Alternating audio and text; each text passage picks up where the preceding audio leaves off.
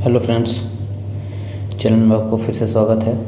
और जैसा कि आप जानते हैं, मेरा नाम अमोद कुमार है और मैं आपके लिए हिस्ट्री के लेक्चर्स लेकर आता हूँ। यूजीसी नेट का एग्ज़ाम ड्यू है अगले कुछ महीनों में और ये एक अच्छी चीज़ है कि अब यूजीसी जो है रेगुलरली एग्ज़ाम दे रही है। ठीक है, तो क्योंकि एग्ज़ाम आपका जून में होने वाला है, जून वाला साइकिल होगा, तो अभी तो शायद डेट शीट नहीं आई है इसकी, पर जून में आपका पेपर है। और अगर जून में पेपर है तो आपको अभी से स्ट्रैटेजी अपनी बनानी चाहिए और इस स्ट्रैटेजी में मैं आपकी जो है हेल्प कर सकता हूँ। और इसमें से आज हम ये डिस्कस करेंगे कि आपको प्रायोरिटी बेसिस पर नेक्स्ट 2 मंथ्स में क्या करनी चाहिए। 2 months is what you have. तो ये 2 मंथ्स में आप क्या प्रायोरिटी बेसिस पर बहुत अच्छे से कर सकते हैं, कितना डेप्थ कौन से टॉपिक में आपको नीड है, ये हम बात करेंगे। और हम यहाँ पर सिर्फ पेपर 2 की बात कर रहे हैं आज। अगर आपको पेपर 1 में भी हेल्प चाहिए तो आप कमेंट बॉक्स में कमेंट करके हमसे पूछ लीजिए कि सर पेपर 1 में हम क्या करें। ओके, पेपर 1 में भी मैं आपके लिए जो स्टैटिस्टिक्स और रीजनिंग वाला जो सेक्शन है, maths, basically maths and reasoning वाला जो सेक्शन है, वो मैं आपको करवाऊंगा। और नेक्स्ट 10 या 15 दिन बाद लेक्चर के सीरीज़ों के बीच में ही मैं आपके लिए इसके सॉल्यूशन का एक पेपर लेकर आऊँगा। ओके, प्रीवियस ईयर का जो सॉल्यूशन है उसका मैं आपके सामने पेपर सॉल्व करूँगा और बताऊँगा कि किस तरह से एलिमिनेशन वर्क करता है। तो आपको एक तो डेप्थ चाहिए ही, और उसके बावजूद आपको क्या चाहिए कि आप एक प्रॉपर अंडरस्टैंडिंग चीज़ों की रखें। अंडरस्टैंडिंग होने से क्या होता है कि आप किसी भी पर्टिकुलर इशू को समझने की स्थिति में होते हैं और एग्जामिनर कैसे आपको फैक्ट्स में इधर उधर भटका सकता है वो भी आप एक गेस कर सकते हैं। ओके, सो चूँकि आप जानते हैं कि इनके जो पेपर होते हैं यूजीसी नेट का, उसका डेप्थ बहुत ज़्यादा होता है। तो इतने डेप्थ में जाके आप जो सिलेबस है वो कवर भी कर लेंगे तब भी आपको बहुत सारी चीज़ें याद नहीं रहेंगी। सो एक तो इशू है कि आप बहुत ज़्यादा याद नहीं रख सकते हैं। तो उसके लिए ज़रूरी ये है कि आपके दिमाग के अंदर एक ब्रॉडर चीज़ें चलनी चाहिए और उसके बेसिस पर आप उसको एलिमिनेट करें। सो मैं वो नेक्स्ट लेक्चर्स में बताऊंगा आपको कि कैसे एलिमिनेट करते हैं। धीरे धीरे हम एटलीस्ट प्रॉब्लम ये है कि अगर मैं एक पेपर बनाता हूँ तो एक पेपर एटलीस्ट 4 या 5 घंटे का बनेगा। ओके, तो 4 या 5 या फिर 3 घंटे का तो कम से कम बनेगा। तो हम उसको एक्चुअली ये करेंगे कि एक पर्टिकुलर पेपर के मॉडर्न, मिडिवल, एंशिएंट और फिर हिस्टोरियोग्राफी, ये वाले एस्पेक्ट्स हम अलग अलग क्वेश्चंस जो है करके और फिर उसी के अकॉर्डिंग आपको हम वो अलग अलग लेक्चर के थ्रू करवाएंगे। ठीक है, चलिए स्टार्ट करते हैं। और हम पहले ये देखते हैं कि हमें करना क्या चाहिए, क्वेश्चंस कहाँ से आते हैं एग्ज़ाम में। ओके, देखिए, पहला जो सेक्शन होता है आपका, मेरे हिसाब से आपको ये चीज़ें पढ़नी चाहिए और कुछ बेसिक बुक्स हैं हिस्टोरियोग्राफी के ऊपर, वो आप पढ़िए। और उन बेसिक बुक्स को या तो आप कहेंगे तो मैं हमारा जो टेलीग्राम चैनल है उस पर मैं आपको प्रोवाइड कर दूंगा पीडीएफ में, आरजी कॉलिंगवुड। इनका जो बुक है आइडिया ऑफ हिस्ट्री,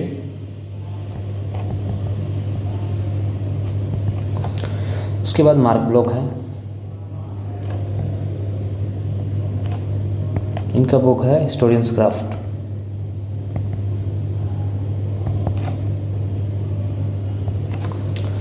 आप what is history H car की भी देख सकते हैं।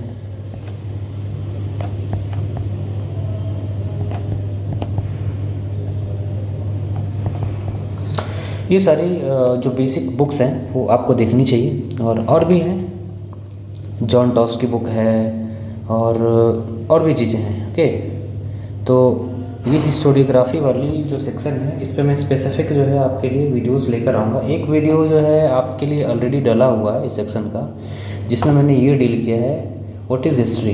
एक हिस्टोरियन के रूप में आप किस तरह से सोचते हैं और एक हिस्ट्री पढ़ने और जानने वाले व्यक्ति में और आम व्यक्ति में क्या फ़र्क होता है। ओके, तो और उसमें ये सब बुक्स के उसमें भी रेफरेंसेस मैंने दिए हैं। और इसके अलावा भी कई हम जैसे जैसे लेक्चर्स करेंगे उसके देखिए, एक साल ऐसा था जब एक ही 2 सेपरेट क्वेश्चंस में ये सारे तीनों लोगों के बारे में पूछ चुके थे। ओके, तो अगर आप इनके बुक्स पढ़े होंगे तो ऑब्वियस है कि आपको इनके बुक का और इनका नाम मिलाने में बहुत डिफ़िकल्ट नहीं होगा अगर आपने इनकी किताबें पढ़ी है तो। ओके, अगर आप चाहते हैं कि मैं इन बुक्स की समरी आपके लिए लेकर आऊँ तो आप कमेंट बॉक्स में बताइए। मैं एटलीस्ट 25 मिनट या आधे घंटे की समरी एक एक बुक की मैं लेकर आऊँगा। हालांकि वो सफिशिएंट नहीं होगा, आपको किताब अगर पढ़ना है, अगर नॉलेज गेन करना है तो आप किताबें पढ़िए, पर एक समरी टाइप का मैं सोच रहा हूँ कि आधे घंटे का हम लेक्चर लेकर आएँ। ओके, चलिए हम बात करते हैं फिर अपने टॉपिक पे। तो फर्स्ट जो है आप हिस्टोरियोग्राफी में देखेंगे कि जो आर्कियोलॉजी से रिलेटेड कॉन्सेप्ट्स हैं, जैसे कि हॉरिजॉन्टल एक्सकेवेशन क्या होता है, वर्टिकल एक्सकेवेशन क्या होता है,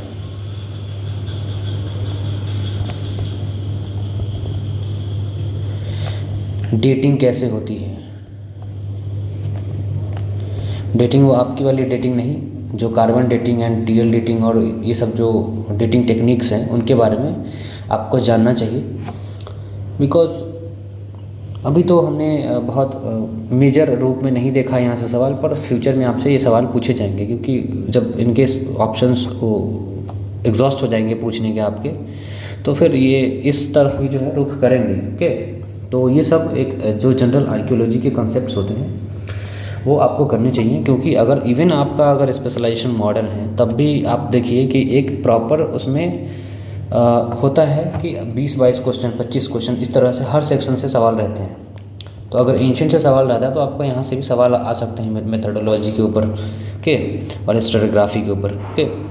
तो उसके बाद आप देखिए कि मेजर लिटरेचर है वो क्या है फील्ड में के, जो हिस्टोरियोग्राफी का जो फील्ड है इसमें मेजर लिटरेचर क्या है यहाँ पर हमने मेंशन कर रखा है। और इनके अलावे भी हैं, जॉन टॉस की बुक है कॉलिंग ऑफ हिस्ट्री। ओके, मैं यहाँ लिख देता हूँ।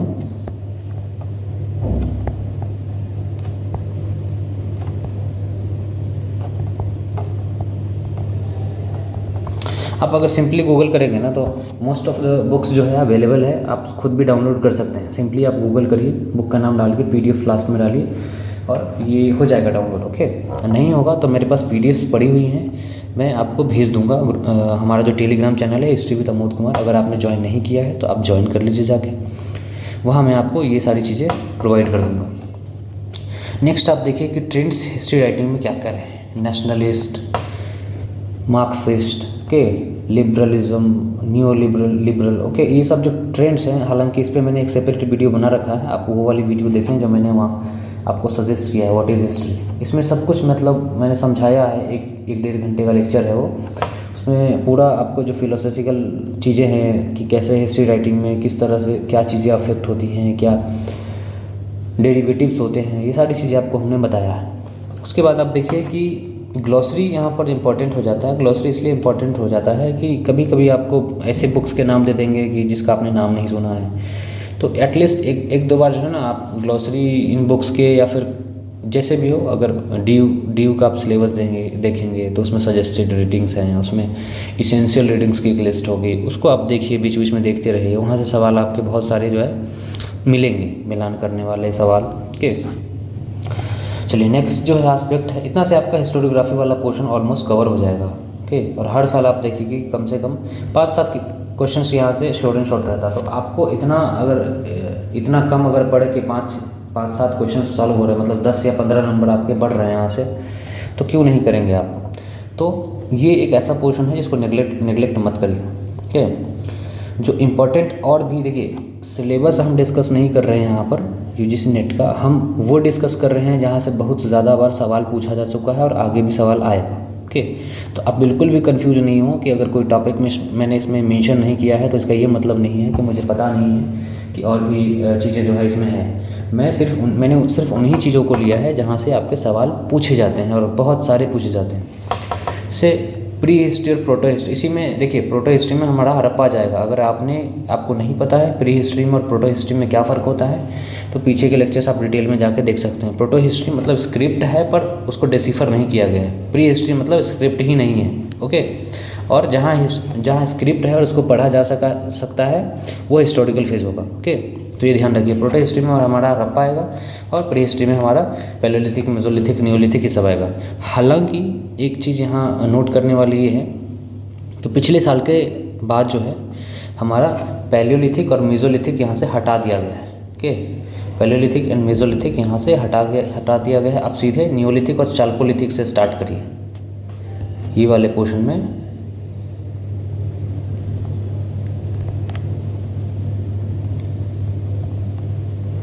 यहाँ से आप स्टार्ट करिए डायरेक्ट, फिर आप इसमें हड़प्पा करिएगा। तो इसमें इम्पॉर्टेंट क्या है, कौन पूछ रहा है आपसे कि हड़प्पा में क्या पॉलिटिकल सिस्टम रहा था और जो सब्जेक्टिव टाइप की चीज़ होगी, नहीं पूछ रहे हैं आपसे। यहाँ पे आपको ये पूछेंगे कि कौन सा पर्टिकुलर साइट किस जगह पर है, या फिर आपसे पूछेंगे किस पर्टिकुलर साइट पे क्या चीज़ें मिली हैं, मटेरियल रिमेन्स, या फिर आपसे पूछेगा कि कोई पर्टिकुलर साइट है वो किस कल्चर से बिलोंग करती है, ओके। ये सारे आपके इम्पॉर्टेंट एस्पेक्ट्स होने चाहिए पढ़ने में, इन सब चीज़ों को आपको समझना चाहिए और एक प्रॉपर साइट मैप के थ्रू आप इसको समझें। इस पर एक राशिद यासीन की बुक आती है मैप की, या फिर आप कोई भी एक प्रॉपर मैप की जो है बुक मार्केट से खरीद लें और उससे आप देखें, चूँकि यहाँ से 3 से 5 क्वेश्चंस आने हैं, ये आपको इजीली 6 से 10 नंबर देकर जाएगा, ओके, इजीली। और हर साल आते हैं। अगर विश्वास नहीं हो तो आप पेपर उठाइए प्रीवियस ईयर के और फिर उसमें आप क्वेश्चंस को ढूंढिए, 3 से 5 या इवन 6 भी क्वेश्चन आपको मिल जाएगा, ओके। यहाँ से आपको 3 से 5 क्वेश्चंस मिलेंगे, यहाँ से आपको 5 से 7 क्वेश्चंस मिलेंगे। आप देखिए कितना बड़ा डिफरेंस क्रिएट हो जाएगा। अगर आपने यहाँ 5 क्वेश्चन कर लिया, यहाँ 7 क्वेश्चन कर लिया, तो 12 और 12 मतलब 24 मार्क्स यहाँ से आपको मिल जाएंगे। कौन कहता है कि यूजीसी नेट की तैयारी बहुत डिफ़िकल्ट है? डिफ़िकल्ट नहीं है, आप डिफ़िकल्ट बनाते हैं। आपको वहीं पर फोकस करनी चाहिए जहाँ से सवाल आते हैं। ठीक है, जैसे वैदिक एज है तो वैदिक एज से क्या पूछते हैं वो? वैदिक एज से बेसिकली आपसे टर्मिनोलॉजीज पूछेंगे, वो टर्म्स के बारे में पूछेंगे, इसका क्या मतलब होता था, ये वाला टर्म किस चीज़ के लिए इस्तेमाल होता था, ओके, ये सब पूछेंगे। या फिर जो इनका एरिया ऑफ इन्फ्लुएंस या कोई साइट है वैदिक एज की जो साइट है, ओके, हस्तिनापुर, ये सब जो है आपको ध्यान रखना पड़ेगा कि किस पर्टिकुलर रीजन और वहाँ से क्या मिला है, ओके। तो ये सब इंपॉर्टेंट फैक्ट्स हैं यूजीसी नेट के लिए। कोई भी आपसे ये नहीं पूछ रहा है कि लेटर वैदिक पेज और ऋग वैदिक पेज पीरियड में विमेन की स्थिति क्या थी, ये सब सब्जेक्टिव टाइप क्वेश्चन नहीं पूछेंगे। ऑब्जेक्टिव में क्या चीज़ें आपसे एक्सपेक्ट करते हैं वो आप इस चीज़ पर ध्यान रखेंगे। एक आधा क्वेश्चन आपको 1-2 क्वेश्चन यहाँ से भी दिख जाता है क्वेश्चन में, ओके, एक क्वेश्चन करीब करीब जो है यहाँ से दिखता है। उसके बाद आप देखिए कि एज ऑफ महाजनपद में आपको क्या पढ़ना है। एज ऑफ महाजनपद पढ़िए, लेकिन इसमें आपको एग्ज़ाम के पर्सपेक्टिव से क्या पढ़ना चाहिए, एग्ज़ाम के पर्सपेक्टिव से उसका ज्योग्राफिकल लोकेशन पढ़िए पहली बात, और एक प्रॉपर अंडरस्टैंडिंग रखिए कि नॉर्थ में, ईस्ट में, वेस्ट में, साउथ में एक कौन से जो है महाजनपद हुआ करते थे, ओके।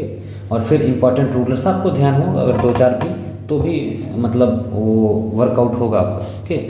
तो बेसिकली ये ज्योग्राफिकल लोकेशन या फिर उसकी राजधानी के बारे में मिलान करने के लिए पूछते हैं, या फिर रूलर्स और फिर पर्टिकुलर जनपद के बारे में, महाजनपद के बारे में पूछेंगे, ओके। तो ये सारी चीज़ें कितना टाइम लगेगा आपको ये पढ़ने में? मेरे हिसाब से 2 घंटे 3 घंटे मैक्सिमम है, और यहाँ से आपको एक आधा क्वेश्चन भी आ जाएगा तो बहुत मतलब ईजिली आप उसको टैकल कर सकते हैं। जो मॉडर्न एज है इसमें से क्या पूछते हैं, ये मॉडर्न एज से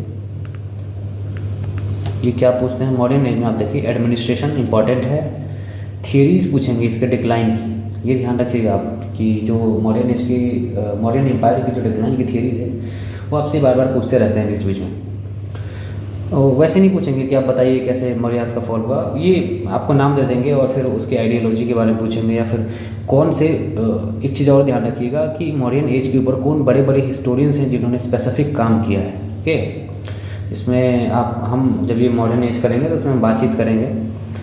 उसके बाद आप देखिए इंस्क्रिप्शंस के बारे में आपसे पूछा जाता है कि major rock edict, minor rock edict, okay, ये सब इंस्क्रिप्शंस के बारे में पूछा जाएगा। उसका लोकेशंस के बारे में पूछे जाएंगे, उसमें जो कंटेंट होता है उसके बारे में पूछे जाएंगे, ओके, कि ये वाली बात कौन सी इंस्क्रिप्शन में की गई है, कौन से मेजर रॉक एडिक्ट में किया गया है, पिलर एडिक्ट में किया गया है, ये सब आपसे पूछेंगे एग्ज़ाम में। आपसे ये नहीं पूछेंगे कि जो धम्म की पॉलिसी है उसको बताइए हमको, ओके, जो आप ग्रेजुएशन में और मास्टर्स में पढ़ते हैं उससे डिफरेंट होता है ये। फिर आपसे कल्चरल एस्पेक्ट्स भी पूछ सकते हैं, हालांकि इससे बहुत कम देखने को क्वेश्चन मिलता है, पर यहाँ से पूछ सकते हैं, तो ये भी आप देखिए।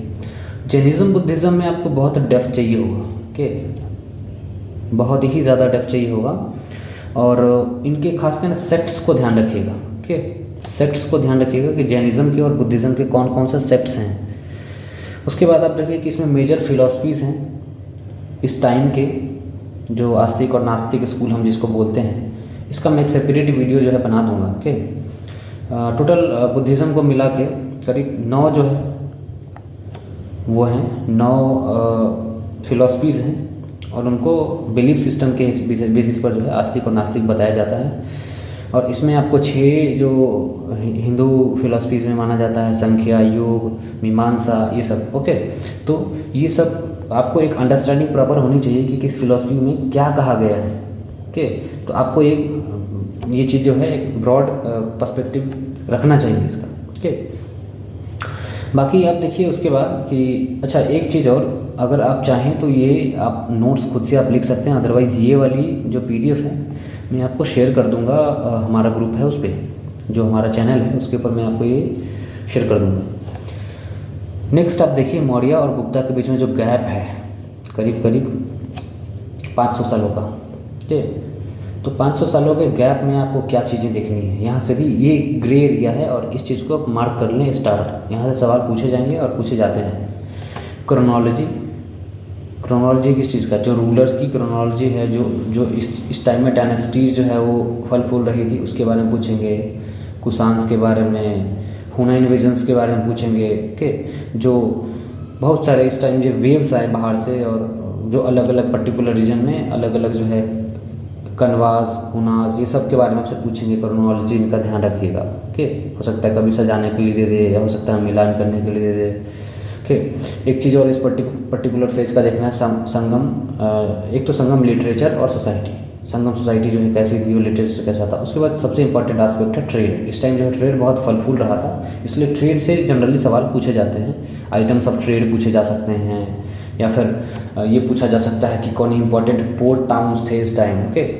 तो ये सब जो है इंपॉर्टेंट आपके लिए एस्पेक्ट्स हैं, ये सब आप देखिए धीरे धीरे। हम जब लेक्चर्स करेंगे ना तो हम स्पेसिफिक इन चीज़ों पर बात करेंगे, ओके। उसके बाद आप देखिए गुप्ता एज में आपको क्या चीज़ें पढ़नी है। गुप्ता एज में आप, ठीक है, वो सोने की चिड़िया और फलाना ढिमकाना जो भी यहाँ पर एक मेन स्ट्रीम जो मीडिया है और मेन स्ट्रीम पॉलिटिकल एंटिटी है हमारे यहाँ, वहाँ चलती है कि भाई गुप्ता एज गोल्डन एज था और ये था, और जो भी चीज़ें हैं, तो उसमें आपको क्या देखना है एक्चुअली में। रूलर्स की आप क्रोनोलॉजी आप ध्यान रखिएगा। सबसे पहली बात आपसे पूछा जा सकता है कि ये वाला एडिक्ट किसका है, ओके। समुद्रगुप्त का, और अलग अलग रूलर्स के आपको एडिक्ट्स जो है वो पूछेंगे बीच बीच में, ओके। और उन रूलर्स का क्रोनोलॉजी ध्यान रखिएगा, ओके। और उसके बाद आप देखिए कि डिबेट्स पूछेंगे गुप्ता एज से रिलेटेड, कि वो आपने सुना होगा ना, वो फ्यूडलिज्म डिबेट वाला जो डिबेट है, आर्य शर्मा का फ्यूडलिज्म डिबेट। उसके बाद उसमें जो सेगमेंट्री स्टेट मॉडल है, और जो नेक्स्ट अलग अलग मॉडल है, सेगमेंट्री स्टेट मॉडल है, सेंट्रलाइज्ड मॉडल है, ये सब आपको देखना पड़ेगा, और ये मैं आपको बहुत डिटेल में करवाऊंगा, ओके। तो इसके लिए आप बेफिक्र रहें, यहाँ से सवाल आता है और पूछेंगे आपसे कि ये वाला मॉडल किसका है, ओके। उसके बाद लिटरेचर के बारे में आता है। लिटरेचर बेसिकली कौन सा, संस्कृत लिटरेचर इस टाइम बहुत फल फूल रहे थे, तो लिटरेचर में हो सकता है आपसे मिलान करने के लिए पूछा जाए कि ये वाली किताब किसकी है, ये वाली किताब किसकी है, ओके। तो ये आपको यहाँ से, अब इसका मैं एक टेबल दे दूँगा आपको, ओके। टेबल मैंने बना रखा है आपके लिए, मैं दे दूँगा जब भी लेक्चर हमारा इसके ऊपर होगा, उसके बाद मैं टेबल प्रोवाइड कर दूँगा आपको, ओके। उसके बाद साइंस एंड इस टाइम का कल्चरल डेवलपमेंट। कल्चरल डेवलपमेंट में एक चीज़ आप देखिएगा कि ये वो फेज़ है जब हम ये देखते हैं कि टेम्पल आर्किटेक्चर ग्रो होना स्टार्ट होता है। इवन आप देखिएगा कि इसी टाइम जो है 5 फेजेस में टेम्पल आर्किटेक्चर ग्रो होते हैं, और अर्ली मेडिवल फेज में हम देखते हैं कि द्रविड़ शैली और नागर शैली डेवलप होती है, ओके। और फिर वेसर शैली जो है उन दोनों का एक मिक्स के रूप में जो है डेवलप होता है, मिक्सचर के रूप में, ओके। तो आप देखिए कि इन सब की हम चर्चा करेंगे जब हम लेक्चर लेंगे इसके ऊपर, गुप्तास के ऊपर। उसके बाद पोस्ट गुप्ता टाइम में क्या था, पोस्ट गुप्ता टाइम में एक बहुत बड़ा जो वॉइड है वो होता है 550 के आसपास, जो है गुप्तास का वो डिक्लाइन हो जाता है, और 750 के आसपास जो है हम हर्षा को देखते हैं, ठीक है ना, हर्षवर्धन। तो ये 200-250 सालों का, 150-200 सालों का जो गैप है, इसमें क्या चीज़ें चल रही थी कि क्रोनोलॉजी आप देखेंगे इसमें। बेसिकली जो छोटे मोटे राज्य थे, जो सेगमेंटरी स्टेट्स थे, है ना, वो डायनेस्टी की अगर हम बात माने तो। उसके बाद जीनियोलॉजी जो है वो इनकी देखनी पड़ेगी। फिर जोग्राफिकल लोकेशंस आप देखेंगे, यहाँ से सवाल आपके बन सकते हैं, कभी मिलान करने के लिए पूछ दे, या फिर कभी उसको एक क्रोनोलॉजी के रूप में ऊपर नीचे सजाने के लिए दे दे कि कौन पहले कौन बाद में, इस तरह से होता है। उसके बाद आप मेजर ट्रेंड्स जो है वो सोशल फॉर्मेशन का देखेंगे, क्योंकि इस समय प्रोलिफरेशन ऑफ कास्ट हो रहा था। कास्टों का जो है वो एक एक्सपोनेंशियल राइज हो रहा था जाति व्यवस्था की, ओके।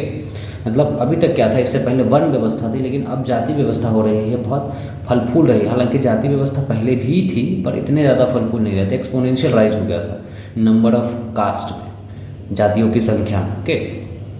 और यहाँ पर राजपूत स्टेट्स भी जो है, पहले आप देखिए कि राजपूत का कंसेप्ट आता है, उसके बाद राजपूत स्टेट्स आगे चल के बनते हैं। तो ये सारी चीज़ें आपको पोस्ट गुप्ता पीरियड में देखना है।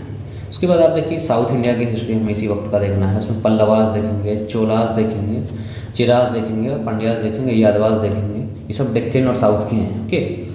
तो इसमें आपको क्या देखना है, बेसिकली देखिए बहुत सारी चीज़ें हैं पढ़ने के लिए इसमें, लेकिन आपको क्या देखना है एग्जाम के पर्सपेक्टिव से, सिर्फ वो मैं बता रहा हूँ। और एडमिनिस्ट्रेशन और क्रोनोलॉजी, इनकी क्रोनोलॉजी जो है रूलर्स की या फिर जो डायनेस्टीज़ है उसकी क्रोनोलॉजी आपके लिए बहुत ज़रूरी है। एडमिनिस्ट्रेशन में आप देखेंगे कि कौन से सेंट्रलाइज्ड एडमिनिस्ट्रेशन से क्या टर्म्स यूज होता था पर्टिकुलर एडमिनिस्ट्रेटिव ऑफिस के लिए, पोस्ट के लिए, ओके। तो ये सब आपको देखना है, ये सब सवाल में आपसे पूछे जाते हैं एग्जाम में। उसके बाद ट्रिपार्टाइट स्ट्रगल के बारे में बात करते हैं, त्रिपक्षीय संघर्ष के बारे में बात करेंगे। उसमें हम देखेंगे कि फर्स्ट जो है आपको ये देखना है कि क्रोनोलॉजी आपको देखनी है। क्रोनोलॉजी आपके लिए बहुत इंपॉर्टेंट है कि एक आइडिया आपके पास रहेगा। क्रोनोलॉजी आपको जो रूलर्स हैं उनकी देखनी पड़ेगी कि कौन किसके कंटेम्पररी था। ये सवाल बहुत बार आता है, इवन यूपीएससी भी ये चीज़ पूछ चुके हैं कई बार कि कौन रूलर जो है किसकी कंटेम्पररी था, कौन किसने किसको हराया, ये वाला आप ना आस्पेक्ट देखिएगा। 2-3 जो है वेव में जो है ये स्ट्रगल हुए थे, तो उसमें आप देखिएगा, जिसमें गुजर प्रतिहार है, पालाज है, राष्ट्रकूटाज है, बेसिकली गुजर प्रतिहार, पाल और राष्ट्रकूट वंशों के बीच में जो है ये हो रहा था। तो आप ये सारी चीज़ें इसमें देखेंगे। ज्योग्राफिकल लोकेशंस और फेजेस ऑफ स्ट्रगल ये भी देख लीजिएगा।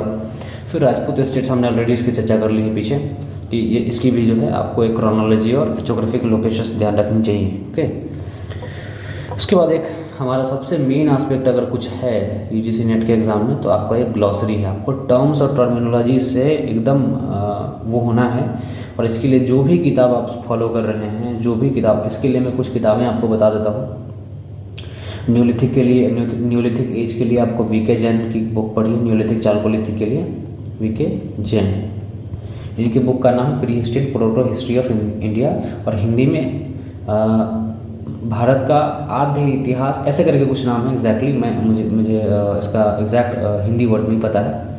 तो आप वीके जैन की बुक आप देख सकते हैं। ये one of the best book जो है वो आपके लिए मार्केट में अवेलेबल है, आप देखें इसको।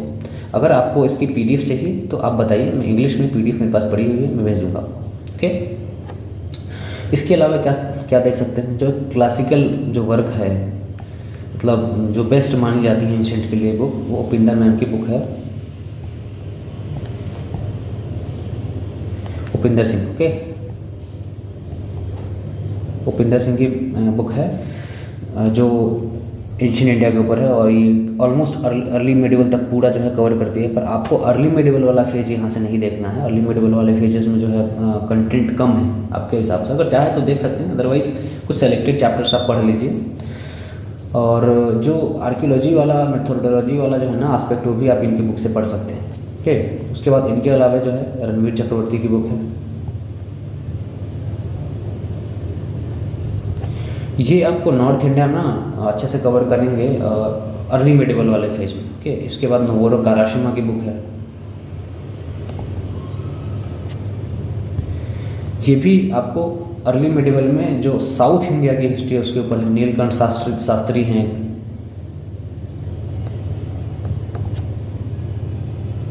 ये किताबें आप देख सकते हैं। मेरे कहने का ये मतलब नहीं है कि आप ये किताबें पूरा कवर टू कवर पढ़ें, माइंडेड। आपको वही चीज़ें पढ़नी है जिसको आप डेप्थ में जानना चाहते हैं। ओके, तो उसी के बेसिस पर जो है आप प्रायोरिटाइज करें अपनी बुक्स को।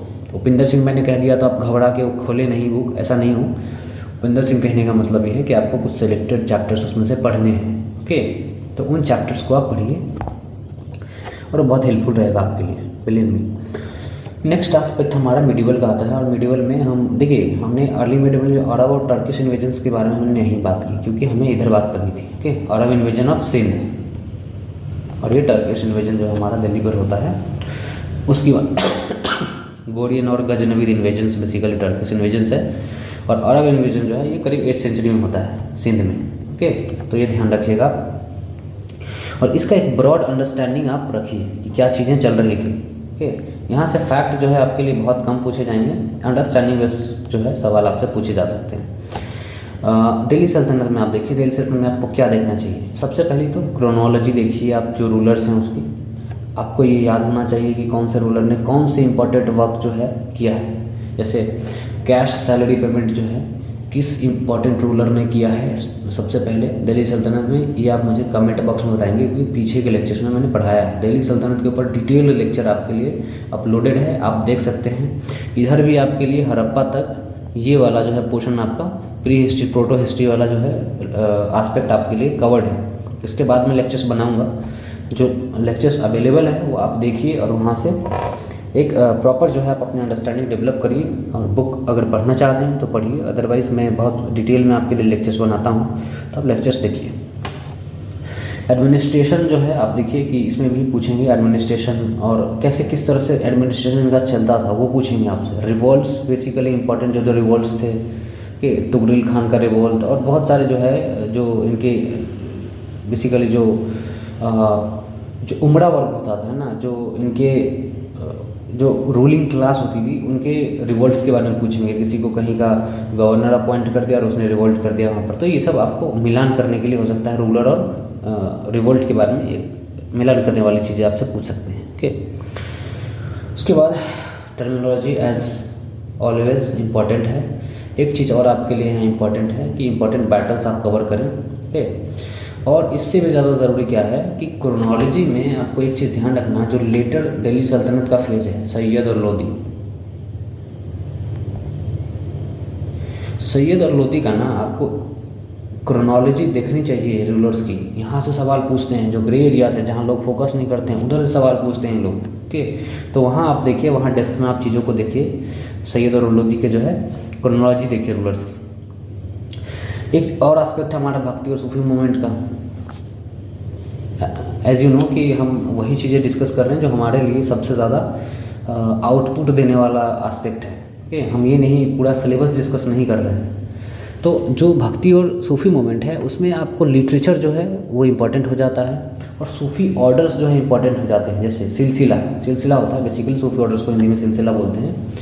तो उसमें आपसे पूछा जाएगा कि फलाने जो सूफी सेंट थे वो कौन से सिलसिला से बिलोंग करते थे, कौन से सूफी ऑर्डर से बिलोंग करते थे, ये आपको बताना पड़ेगा। और इसका कोई वो नहीं है, आपको प्रॉपर वो जो इनके डिफरेंट सिलसिलाज थे, Chishti order, Suhrawardy order, okay, और भी कई थे। मैं जब भी सूफीज़म पढ़ाऊँगा तो मैं बता दूँगा। भक्ति में भी आपको कई बार जो है आपसे पूछा जाता है कि इनके ग्रंथ के बारे में, कि कबीरदास जी का ये ग्रंथ है, वो ग्रंथ है। ओके, तो ये सब चीज़ें आपसे पूछी जा सकती है। कई बार क्वेश्चन आपसे पूछा जाता है कि कबीर किसके कंटेम्प्रेरी थे, तुलसीदास किसके कंटेम्प्रेरी थे। ओके, तो ये सारी जो है आपसे सवाल पूछे जाते हैं एग्ज़ाम में। मुगल्स में आप देखिए कि मुगल्स में आप इम्पॉर्टेंट जो उनकी पॉलिसीज़ थी, जैसे महजर है, या फिर जो राजपूत पॉलिसीज़ थी उसके अंडर कौन कौन से स्टेट्स को मिलाया और कैसे उसकी जो वो थी वो आप ध्यान रखिए। उसके बाद पॉलिसीज़ में और चीज़ें देखिए कि अकबर की जो बेसिकली पॉलिसीज़ थी, रिलीजियस पॉलिसीज़, उसमें आप क्या चीज़ें देख रहे हैं, वो सारे जो है इम्पॉर्टेंट जो एस्पेक्ट हैं उसके, वो आप डील करिए वहाँ। उसके बाद इम्पॉर्टेंट बैटल्स आप देखिए, एक्सपेंशन के टाइम में जो है वो सेकेंड बैटल ऑफ पानीपत होता है और एंड ऑल। ओके, तो ये सब देखिए। और बाद में फिर औरंगजेब का जो डेक्कन पॉलिसी है उसके बारे में भी आप देख सकते हैं चीज़ें। फिर उसके बाद आप देखिए कि एडमिनिस्ट्रेशन में रिवेन्यू और मिलिट्री एडमिनिस्ट्रेशन बहुत अच्छे से देख लीजिए कि क्या चीज़ें किस तरह से चल रही थी। जैसे जो ऑर्गेनाइजेशन था इनका मनसबदारी का, और फिर इस तरह से जो भी चीज़ें चल रही थी, जमींदारी और पीजेंट वगैरह से किस तरह का रिलेशंस था ये देखिए। मिलिट्री ऑर्गेनाइजेशन किस तरह की रहती थी ये भी देखिए। लिटरेचर इस टाइम जो इम्पोर्टेंट है वो ये है कि पर्शियन लिटरेचर्स क्या क्या थे। इवन संस्कृत लिटरेचर भी इस टाइम जो ट्रांसलेट और लिखे जा रहे थे, तो वो भी आप देखिए कि कौन कौन से लिटरेचर किसने लिखा है। इससे भी सवाल पूछे जा सकते हैं। अबुल फजल वगैरह की जो है लिटरेचर से कई बार सवाल पूछ चुके हैं। थीरीज जो मेजर हैं डिक्लाइन की इनके, वो भी आपको देखनी चाहिए। और इसमें सतीश चंद्रा की जो जागीरदारी क्राइसिस है, कि जेफ रिचर्ड्स की जो वॉर स्टेट का कंसेप्ट है, ये सब आपको देखना चाहिए। और इरफान हबीब वगैरह का भी जो है अग्रेरियन क्राइसिस का एक थ्योरी है, ये भी आप ये सब आप देखिए। ओके, और जब मैं आपको करवाऊंगा तो मैं ये सब आपको बहुत ही क्रिस्प मैनर में आपके लिए प्रिपेयर कर दूंगा ये चीज़ें स्लाइड्स के रूप में मैं समझाऊंगा, और बहुत क्रिस्पली जो है इनको मैं आपके लिए प्रिपेयर कर दूंगा। ओके, यहाँ पर मोस्ट इम्पॉर्टेंट चीज़ ये है, सबसे ज़्यादा इम्पॉर्टेंट है आपके लिए लेटर मुगल्स की क्रोनोलॉजी। इससे सवाल पूछ चुके हैं और आगे भी पूछेंगे। अब चूँकि मैंने 4 बार नेट क्वालिफाई किया है और JRF है, तो मैं आपको 5वीं बार में JRF है, मतलब 5 बार मैंने नेट क्वालिफाई किया है। ओके, तो आप देखिए कि अगर इतना बार एग्ज़ाम देने के बाद मैं आपको ये चीज़ें बता रहा हूँ, तो ऑब्वियसली आप देखिए कि एक्सपीरियंस के बेसिस पर ही मैं बात कर रहा हूँ कि कहाँ से सवाल पूछते हैं, लगातार सवाल पूछते हैं। और आप देखिए एग्ज़ाम में अब पीछे के क्वेश्चन पेपर उलट के देखिए ना भाई, आपको यहाँ से सवाल मिलेगा। उसके बाद विजयनगर में आप ट्रैवलर्स के बारे में सबसे पहली जो एस्पेक्ट होनी चाहिए देखने का वो देखिए। इब्न बतूता और बहुत सारे ट्रैवलर्स आ रहे थे, उनकी क्या ऑब्जर्वेशंस थे और उनके लिटरेचर के नाम क्या है, ये बहुत इंपॉर्टेंट एस्पेक्ट है। उसके बाद एडमिनिस्ट्रेशन कैसा था उनका, उससे रिलेटेड जो टर्मिनोलॉजीज़ हैं वो आप देखिए। फिर क्रोनोलॉजी जो है आप देखिए उनके जो डायनेस्टीज़ थी, 4 डायनेस्टीज़ थी, संगम, सलुवा और अब संगम, सलुवा, मैं शायद भूल रहा हूँ, 4 डायनेस्टीज़ थी, उसको भी आप देख लीजिए।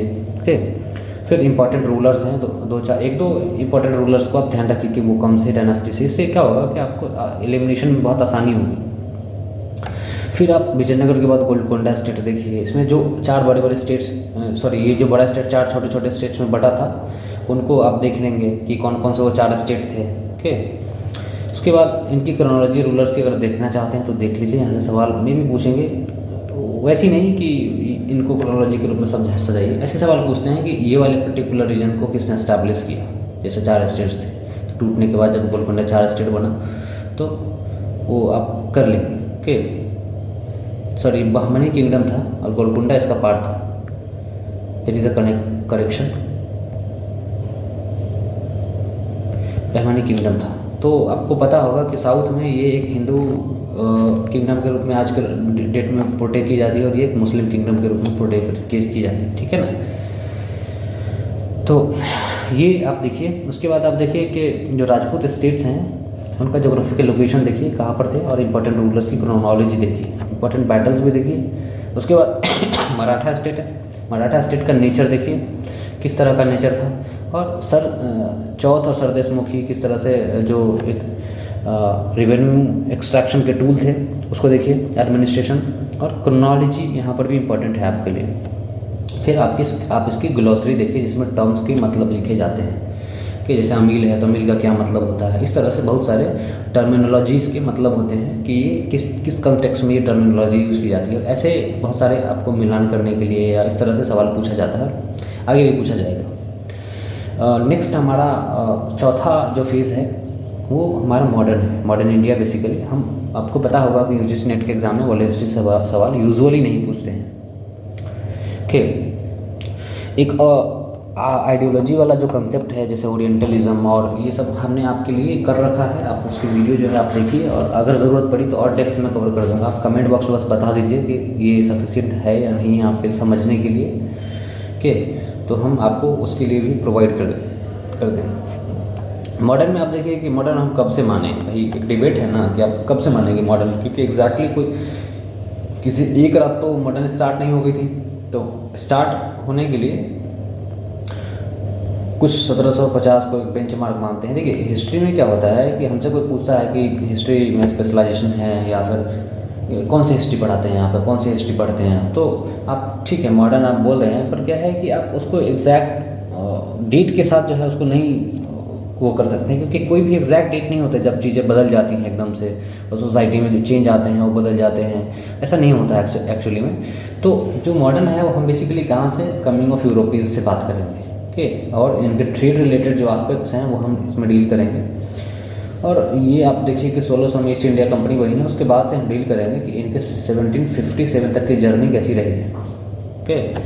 और इसमें आपका सबसे बड़ा इंपॉर्टेंट चीज़ ये होगा कि 18th सेंचुरी डिबेट हम पढ़ेंगे इसमें। 18th सेंचुरी डिबेट में जो मेजर ट्रेंड्स हैं हिस्ट्री राइटिंग के, तो उसके बारे में बात करेंगे।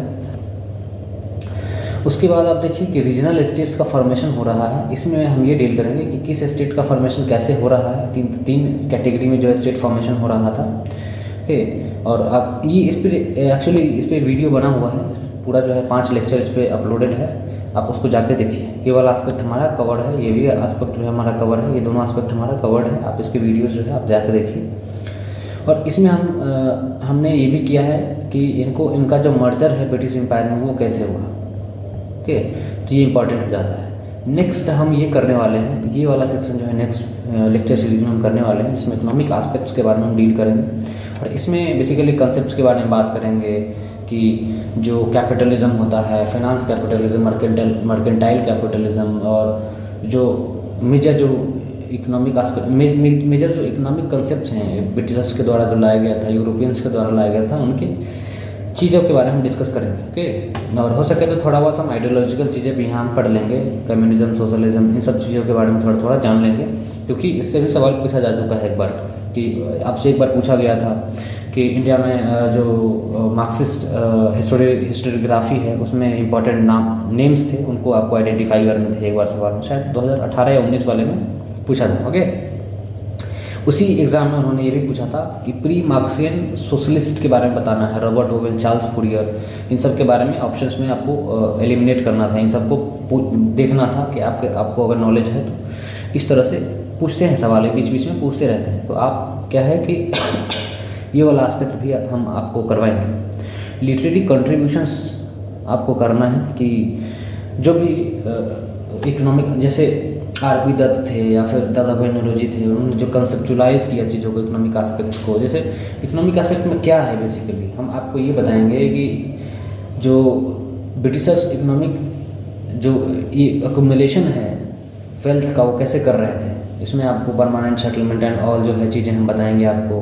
फिर हम ये बताएंगे कि जो ड्रेन ऑफ वेल्थ होता है, डी इंडस्ट्रियलाइजेशन है, कमर्शलाइजेशन ऑफ एग्रीकल्चर है, ये सारी चीज़ें आपको बताएंगे। फिर उनका इम्पैक्ट के बारे में बात करेंगे कि क्या इम्पैक्ट उसका पड़ा, उसके बाद उस इम्पैक्ट से जो रिस्पॉन्स एंड रिवेलियंस हुए, यहाँ लिखा हुआ आप देखिए, उसके बारे में बात करेंगे। रिस्पॉन्स में क्या होगा, रिस्पॉन्स में सोशियो रिलीजियस रिफॉर्म मूवमेंट्स की बात करेंगे, या फिर जो हमारे यहाँ कंसेप्चुअल जो क्लैरिटी लोगों को हो रही थी कि हमारे जीवन में ये इंटरफेरेंस कर रहे हैं, ये सारी चीज़ें आप देखेंगे इसमें। उसके बाद रिवेलियंस में हम देखेंगे 1857 से पहले, 1857 और 57 के बाद रिवेलियंस में हम देखेंगे। और ये भी एक तरह से जो है रिवेलियंस एक तरह से क्या है कि ऐसी चीज़ थी कि लोगों को चीज़ें पसंद नहीं आई, पॉलिसीज़ पसंद नहीं आई, पॉलिसीज से अफेक्ट हुए लोग, तो फिर उन्होंने रिवेलियंस की। और इसमें फिर आपको वही चीज़ें हैं फिर कि एक लिस्ट बना लेना है कि कौन सा रिवेलियन किस रीजन में हुआ, किस लिए हुआ, उसका फिर आउटकम क्या हुआ। इस तरह से आपको एक टेबल बनवा देंगे जब पढ़ाएंगे आपको, तो उससे आपको आसानी हो जाएगी, ओके। 1857 में क्या है कि आपको फिर यहाँ पर आइडियोलॉजिकल जो बैकिंग है और एक जस्टिफिकेशन दी जाती है फर्स्ट वॉर ऑफ इंडिपेंडेंस की और सिपॉय म्यूटिनी की, तो इसके बारे में भी जो हम बात करेंगे कि कौन से हिस्टोरियन, कौन से इतिहासकार ने, किस पर्सन ने क्या कहा है इसके बारे में, तो वो बेसिकली इंपॉर्टेंट है। फिर इसमें क्या पूछे जाते हैं, इसमें पूछे जाएंगे कि कौन सा लीडर किस पर्टिकुलर एरिया में लीड कर रहा था, ये सब मिलान करने वाले सवाल आपसे पूछे जाते हैं, ठीक है। तो ये कुछ ट्रेंड्स हैं जो आपको पकड़ने हैं एग्जाम में, किस तरह से सवाल पूछते हैं। फिर हम पांचवा एस्पेक्ट जो इसमें ये करेंगे, पॉलिटिकल ऑर्गेनाइजेशंस के बारे में पढ़ेंगे। पॉलिटिकल ऑर्गेनाइजेशन में हम देखेंगे कि 1885 में जब कांग्रेस का फॉर्म होता है उससे पहले क्या पॉलिटिकल ऑर्गेनाइजेशंस थे और बाद में क्या पॉलिटिकल ऑर्गेनाइजेशंस हुए। जैसे HSRA है, एक किसान सभा है, इसके बाद जो ऑर्गेनाइजेशन फॉर्म हुए, मुस्लिम लीग है, ओके। तो इन सब के जो है वर्क्स और इन सब के थोड़ा थोड़ा ब्रीफली हम डिस्कस कर लेंगे। और इसके पीछे जो मद्रास महाजन सभा है, ओके, बॉम्बे एसोसिएशन है, इन सब की क्रोनोलॉजी। और यहाँ से सवाल एक बार पूछ चुके, एक या दो बार शायद यहाँ से सवाल ऑलरेडी पूछ चुका है, तो हो सकता है अगली बार भी आपसे रिपीट करे। और ये बहुत ऐसा एरिया है जहाँ पे कोई यूजुअली नहीं पढ़ता है, तो यहाँ से आपसे सवाल पूछा जा सकता है, यहाँ से आपसे सवाल पूछा जा सकता है। फिर कांग्रेस के फॉर्मेशन से रिलेटेड जो थियरीज़ हैं उसको आपको ध्यान रखना है, ओके। उसके बाद आप देखिए कि छठा में हम देखेंगे, छठा एस्पेक्ट जो हम ये देखेंगे कि गांधीयन मूवमेंट्स जो है ये किस तरह के होते थे। और गांधीयन मूवमेंट्स में बेसिकली हमें ये नहीं देखना कि ये चीज़ें और ये वो पब्लिक डोमेन में जो चीज़ें हैं और जो लार्जर एकेडमिक्स में पढ़ी जाती है वो नहीं पूछते हैं। वो इसके रीजनल एस्पेक्ट पूछते हैं कि भाई साल्ट सत्याग्रह में फलाने वाले एरिया में किसने लीड किया था, ऐसे पूछते हैं। और उसका जो है आपको हो सकता है कभी वो दे दिया जाए मिलान करने के लिए। अदर ट्रेंड्स ऑफ नेशनलिज्म में बेसिकली वही हमें चीज़ें देखनी है कि इसमें सोशलिस्ट का क्या था, इसमें जो राइट विंग के लोग थे उनका क्या था, ओके। और जो फीमेल की क्या थी, ओके। तो इन सब के जो है एस्पेक्ट हम देखेंगे। और उसके बाद आप देखिए गवर्नर जनरल जी लिखा हुआ है, इसको गवर्नर जनरल पढ़िए। और बेसिकली गवर्नर्स उनके इम्पोर्टेंट प्रोविजंस क्या क्या थे। कोई भी जैसे कोई एक रिफॉर्म आया है कि 1919 का मोंटेगू चेम्सफोर्ड रिफॉर्म जो है, सॉरी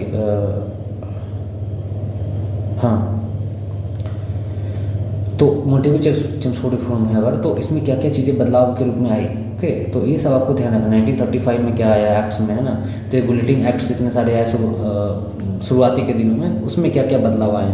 1813 का जो एक्ट है चार्टर एक्ट, उसमें क्या बदलाव लेकर आए, ओके। 1833 का जो चार्टर एक्ट है उसमें क्या बदलाव लेकर आए। तो ये सब आपको देखना है, ये सब सवाल पूछते हैं वो, और यहाँ से चीज़ें आपके लिए आसान हो जाएंगी। तो अगर आप इतना कर लेते हैं ना, तो आप इसी स्थिति में होंगे कि कम से कम 50 से 60 क्वेश्चन आप यहाँ से कर पाएंगे बहुत ईजिली। और फिर क्या है, मैं आपको एलिमिनेशन टेक्निक्स बताऊंगा। एलिमिनेशन कैसे, अब एक ब्रॉडर क्या होता है कि आपको नहीं पता होगा कि आप किस तरह से एलिमिनेट करेंगे नहीं करेंगे। एक जब लॉजिक देके मैं एलिमिनेट करके बताऊंगा क्वेश्चंस को, तो फिर आप यहाँ से भी आप 20 क्वेश्चन करीब सही कर सकते हैं। तो आप देखिए अगर 50 और 20 70 तो 130 प्लस कहीं नहीं जाएगा सेकंड पेपर में। और 130 प्लस अगर हो रहा तो आपका जेआरएफ हो जाएगा, क्योंकि फर्स्ट पेपर में आप एटलीस्ट 50 तो स्कोर करेंगे ही। तो 50 स्कोर करेंगे और ये मिला के 180 हो जाएगा। मेरा खुद का जो है 184 था स्कोर, ओके शायद। तो इतने में जेआरएफ बहुत ईजिली हो गया था। और 99.27 परसेंटाइल था, मतलब करीब 99.3 परसेंटाइल था करीब। तो इतना अगर आप स्कोर कर रहे हैं तो बहुत ईजिली आपका जो है वो हो जाएगा जेआरएफ। और तो इसका जो है आप ध्यान रखिए कि आपको क्या चीज़ें करनी हैं। और आज के लिए इतना रहने देते हैं। और लेक्चर आपको सही अच्छा लगा है तो आप अपने जो भी यूजीसी नेट की तैयारी करने वाले फ्रेंड्स हैं उसको शेयर करिए, और यहाँ से आपकी चीज़ें आपके लिए आसान हो जाएंगी। और हम यही चाहते हैं कि आपके लिए चीज़ें आसान करें हम, ओके। तो लेक्चर्स आप शेयर करिए। और आपने लेक्चर देखा है अभी तक, आपने चैनल को सब्सक्राइब नहीं किया है तो चैनल को सब्सक्राइब कर लीजिए और बेल आइकन को प्रेस कर लीजिए, क्योंकि नेक्स्ट टाइम जब भी वीडियो डालूँगा वीडियो आप तक पहुंच जाए नोटिफिकेशन के रूप में, क्योंकि हम डेली वीडियो नहीं डालते हैं। तो आपके लिए फिर वो आसान हो जाएगा, ओके। सो आज के लिए रहने देते हैं। Thank you everyone, all the best.